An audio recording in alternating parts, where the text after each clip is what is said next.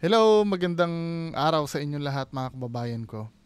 So merong pinasa sa aking video, si Sir Angelo Quasay. Angelo Quasay yung name. Ito yung video na pinasa niya sa akin. Ayan si Sir Angelo Quasay. Sabi niya, Idol Bongo TV, pa-review naman ang video na to. Trending ngayon to sa TikTok. Medyo kinilabutan lang ako nung napanood ko tong video na to. Actually, na-play ko na to once. Kaya lang hindi ko pa nakikita masyado yung kung ano yung paranormal do sa video. Tingin ko paranormal, nakakilabot daw eh. So, panoorin nga natin.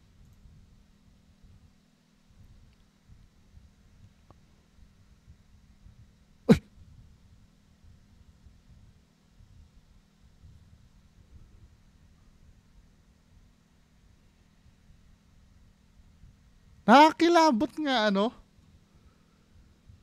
Tumindig yung balahibo ko dun, men.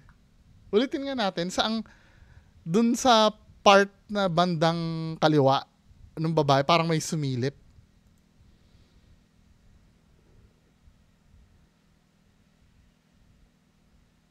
Ayun oh.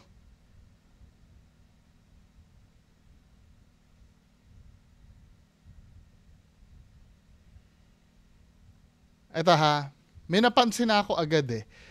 Pero i-zoom nga natin yun. I-zoom natin mga kababayan ko. So banda rito, yung nagpakita. Tama ba ako? Make her disappear just like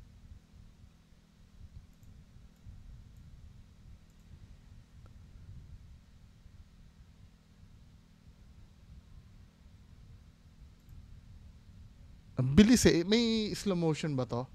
Slow motion nga natin. Playback speed.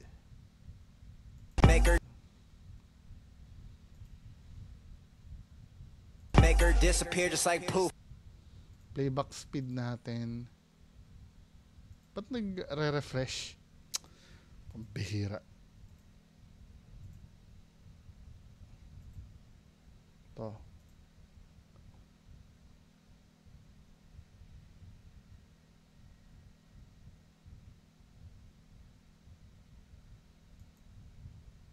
Ito oh. Ano ba to? Mukha ba to? Or mata ba to? May kilay?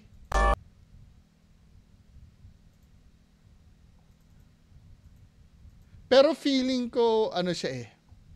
Ito isasabihin ko sa inyo observations ko.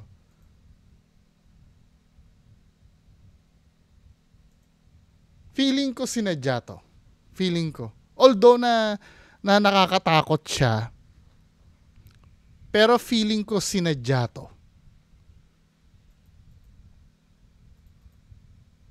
Kasi may pumapatay siya ng ilaw eh.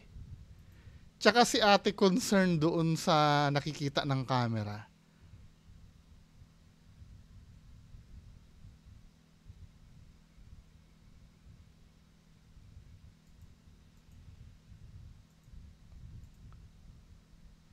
Feeling ko sinadya to. Tapos ito ha, tinan nyo, yung napansin ko sa video na to,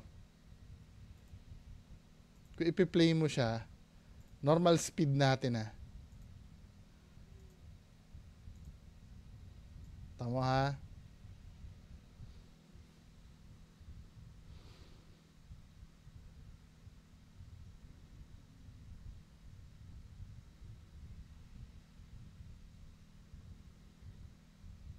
Ang napapansin ko dito bandang huli, yung arrangement ba? Or yung movement ng ulo ni ate, tinatakpan niya na yung ano eh, yung kaliwa eh. 'Di ba? Dito kasi nagpakita sa kaliwa yung parang ulo. Tamo ha? So nagpakita na dito. Ang gagawin ni ate, kokoveran niya na. Kakaliwa na yung ulo niya. Tamo ha? Gagalaw na yung ulo niya. Tamo, 'di ba? Tapos sa pansin yung movement ng camera, parang slightly niya, minove niya. Tamo ha? Oh, 'di ba? Minove, nandito na siya nagbababad sa kaliwa.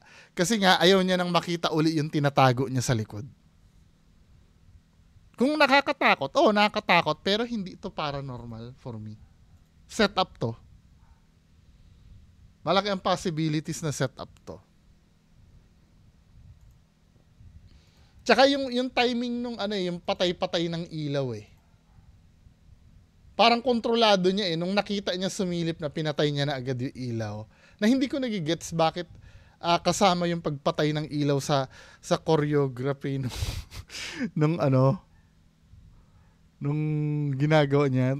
Tamo, hindi, tsaka ano siya eh.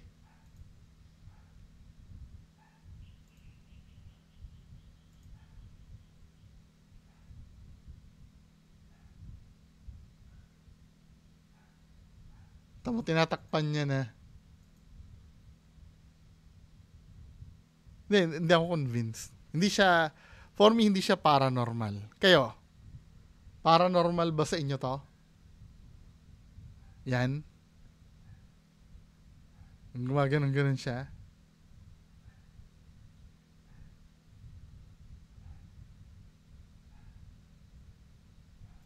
Hindi ko nga nagigets kung bakit nagpapatay siya ng ilaw eh.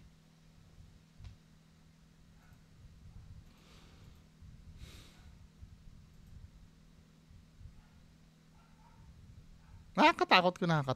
Nakakatakot naman talaga.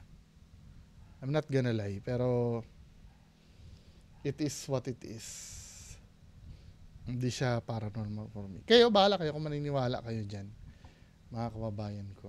Anyway, yan lang naman yung video. Short video lang naman to. Pinapanood lang sa akin kung may masasabi ako doon sa video. Kaya ano masasabi nyo? Paki-comment nga po sa baba. Maraming salamat po sa inyong lahat. Bye-bye!